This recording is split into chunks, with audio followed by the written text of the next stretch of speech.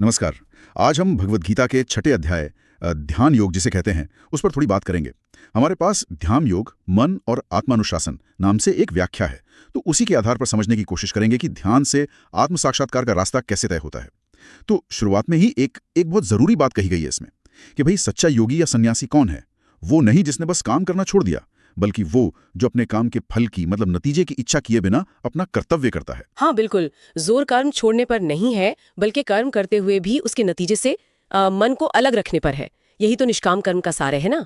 त्याग असल में बाहरी चीज नहीं, वो मन की एक अवस्था है। लेकिन यही तो सबसे बड़ा चैलेंज आता है। क्यों? मन को काबू में करना। गीता में आगे कहा भी गया है कि हमें खुद ही अपना उद्धार करना चाहिए, अपना पतन नहीं, क्योंकि अपना मन ही अपना सबसे बड़ा दोस्त है और वही दुश्मन भी।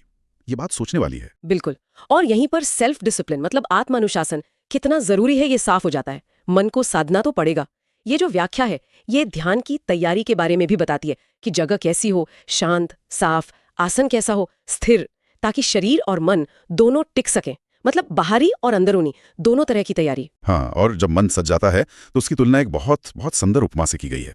जैसे कोई दिया हो जो ऐसी जगह रखा हो जहां हवा ना हो और वो एकदम स्थिर जलता रहे, हिले दुले नहीं। ऐसी स्थिरता की कल्पना भी बड़ी शांत लगती है। और ये स्थिरता सिर्फ मतलब बाहरी शांति नहीं है ना। दिलचस्प बात यह है कि ये एक ऐसी मेंटल स्टेट है जहां बाहर कुछ भी चल रहा हो उसका असर नहीं पड़ता।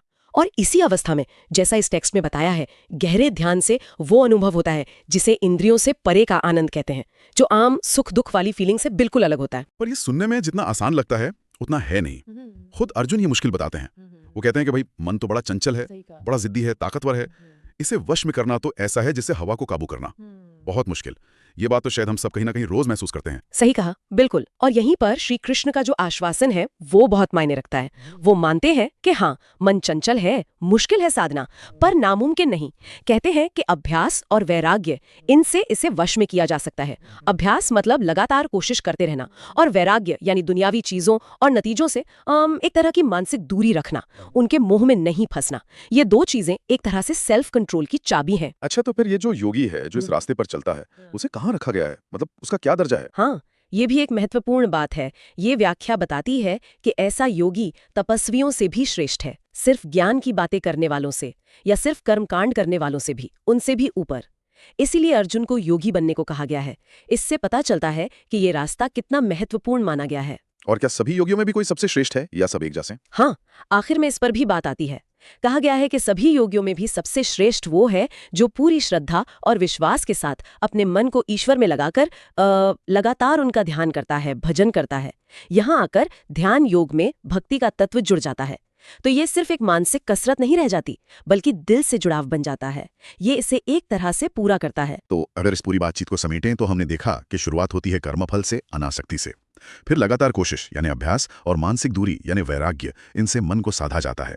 ध्यान के लिए सही माहौल और तरीका जरूरी है, और आखिर में श्रद्धा और समर्पण इसे पूरा करते हैं। ये ध्यान योग के मुख्य पहलू हैं जो इस टेक्स्ट में सामने आते हैं। बिल्कुल। और सोचने वाली बात यह है कि ये सिद्धांत हजारों साल पुराने होकर भी आज कितने प्रासंगिक हैं, कितने रेलेवेंट लगते हैं। आज की दुनिया जहाँ इतनी जानकारी है, इतने डिस्ट्रैक्शंस हैं, भटकाव है, वहाँ ये सिद्धांत हमें अनुशासन, अंदरूनी शांति और फोकस पाने का एक टाइमलेस रास्ता दिखाते हैं। ये सिर्फ कोई आध्यात्मिक लक्ष्य ही नहीं है, बल्कि कहीं ना कहीं रोजमर्रा की जिंदगी को बेहतर बनाने के तरीके भी हैं। इस सारी बातचीत के बाद एक सवाल शायद सोचने लायक है। आज की इस भागदौड़ भरी जिंदगी में हम अपने लक्ष्यों के लिए जरूरी अभ्यास तो शायद करते हैं, पर साथ साथ नतीजों और बाकी चीजों से वो वैराग्य, वो मानसिक डिटैचमेंट कैसे बनाए रख सकते हैं? इसका संतुलन कैसे मिले, इस पर सोचना जरूरी लगता है।